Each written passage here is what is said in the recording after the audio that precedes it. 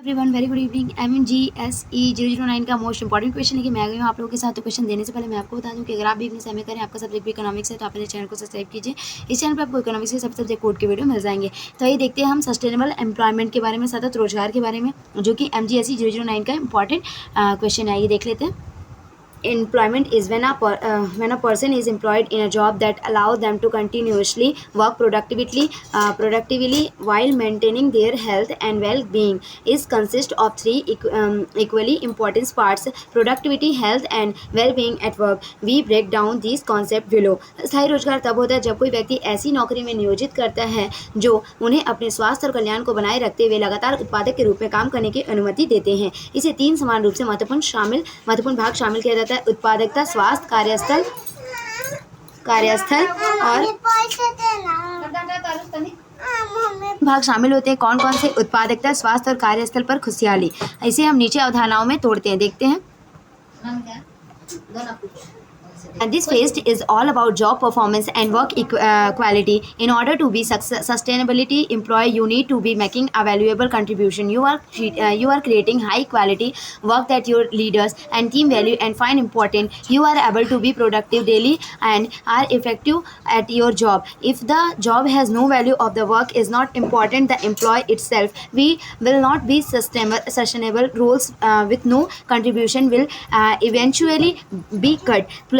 Plus employees that do not feel like they are contributing, we feel unfulfilled, they unhappy in the long term. बोल रहा है उत्पादकता यह पहलू कार्य प्रदर्शन और कार्य गुणवत्ता के बारे में। उत्पादकता की जो ये पहलू है, ये कार्य प्रदर्शन मतलब कार्य कैसे दिखाते हैं, और कार्य की गुणवत्ता मतलब उसकी क्वालिटीज़ क्या क्या हैं। स्थायी रूप से नियोजित रहने के लिए आपको एक मूल्यवान योगदान देने की आवश्यकता होती है।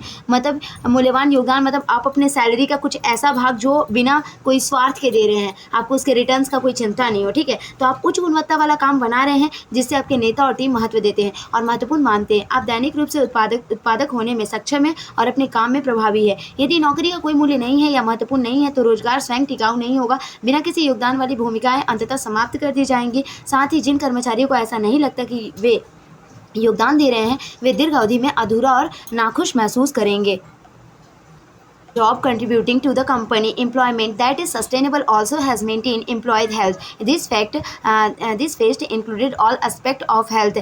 These type of employment allow employees to maintain physically and mentally health. It allowed employees to have minimal stress and its physical embodiment. Employees to have minimal stress and its physical embodiment. Employee in these types of environment are able to take the time needed to care for themselves and are not negatively impact by work. स्वास्थ्य company में योगदान देने वाली नौकरी के अलावा टिकाऊ रोजगार में कर्मचारियों के स्वास्थ्य को भी बनाए रखना होता है। इस पहलू में स्वास्थ्य के सभी पहलू शामिल हैं। इस प्रकार का रोजगार कर्मचारियों को शारीरिक और मानसिक स्वास्थ्य बनाए रखने की अनुमति देता है। यह कर्मचारी को न्यूनतम तनाव और इसके भौतिक अवतार की जो है वो अनुमति देता है। इस प्रकार के वातावरण में कर्मचारी अपनी देखभाल के लिए आवश्यक समय निकालने में सक्षम होते हैं और काम पर नकारात्मक प्रभाव नहीं पड़ता है। The last phase, it well-being at work.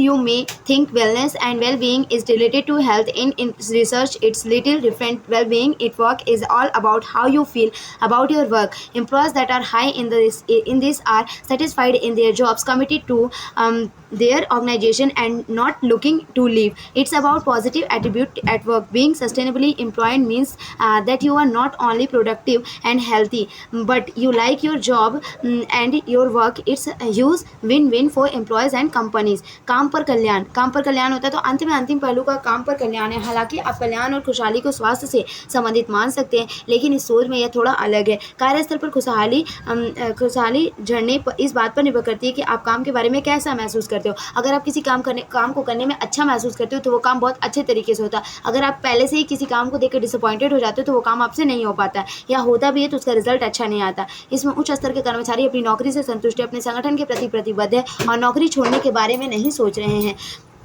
या काम पर सकारात्मक दृष्टिकोण के बारे में। स्थायी रूप से नियोजित होने का मतलब है कि आप न केवल उत्पादक और स्वस्थ हैं, बल्कि आप अपनी नौकरी का, अपने काम को पसंद करते हैं। यह कर्मचारी और कंपनियों के लिए बहुत बड़ी जीत होती है। important to each individual employee. It is something to be imported at the company level. Effective organization create this type of employment. Plus, we know that providing this type of work environment can help improve the physical and mental health to communities. Thus it is critically to responsible business leader to focus on their these areas. जबकि स्थायी रोजगार प्रत्येक व्यक्तिगत कर्मचारी के लिए महत्वपूर्ण है, यह कंपनी स्तर पर प्रभावित होने वाली बात है।